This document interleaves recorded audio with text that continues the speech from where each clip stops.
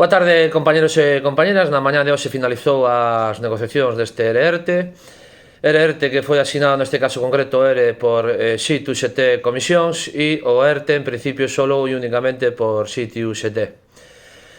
Como observades, neste caso concreto no ERTE se incrementan as xornadas con respecto ao ano 2022, é dicir, no 2022 existía unha cuarta quenda no sistema 1 que desapareceu e iso debera axudar a repartir a produción os componentes entre o resto das quendas e se puxeron riba da mesa 75 xornadas. Este ano temos exactamente igual 75 xornadas. O ano anterior, no 2022, tiñamos 9 días de exceso, este ano temos 8. E no ano anterior, antes de ir a un ERTE, tiñas que consumir 10 días de bolsa de horas. Ahora che exixen consumir 20 días de bolsa de horas, na maioría dos casos.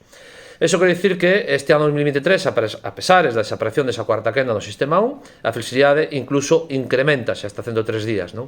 Con respecto ao ano 2022, cando a situación deberá haberse revertido. A maiores introducen posibilidade de negociar quendas variables, e xa sabedes o que significa iso. Sábados extraordinarios e domingos noite. Os sábados extraordinarios, por moito que algún diga que van a ser voluntarios, se establece que no suposto de non facer equipo aquelas persoas que sean necesarias para cuyos postos poden obligadas a vir. Todo isto cunha cascada de medidas que nos entendemos que o que procura unha vez máis é flexibilizar aínda máis o centro, flexibilizar as nosas condicións de traballo tanto sociais como económicas, porque se temos en conta que nos derradeiros anos a situación foi totalmente diferente á actual, a empresa utiliza este mecanismo como un mecanismo máis de flexibilidade, inclusive ca bolsa de horas. A pesar das paradas productivas, o incremento de amarse beneficio do grupo sigue aumentando con respecto ao ano anterior, eso é sorprendente, non?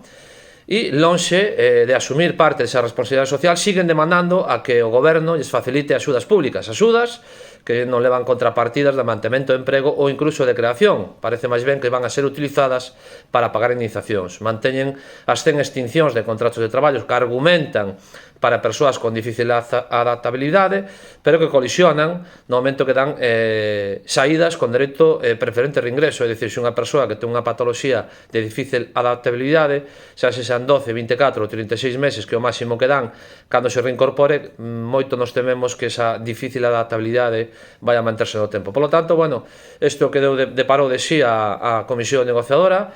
Nos dende a CUD fixemos propostas realistas e creo que son coñecidas por todos e por todas. Algúns solicitaban o 100% de salario, 100% de pagas, e ao final 80% de salario, 80% de pagas, e aínda así suscribiron o acordo, o sea, e depois venden que están incluso asinando porque se tiveron en conta as súas peticións. Bueno, nada máis, compañeros e compañeras, a seguir traballando, a seguir loitando, porque non queda outra. Saúde e moita forza.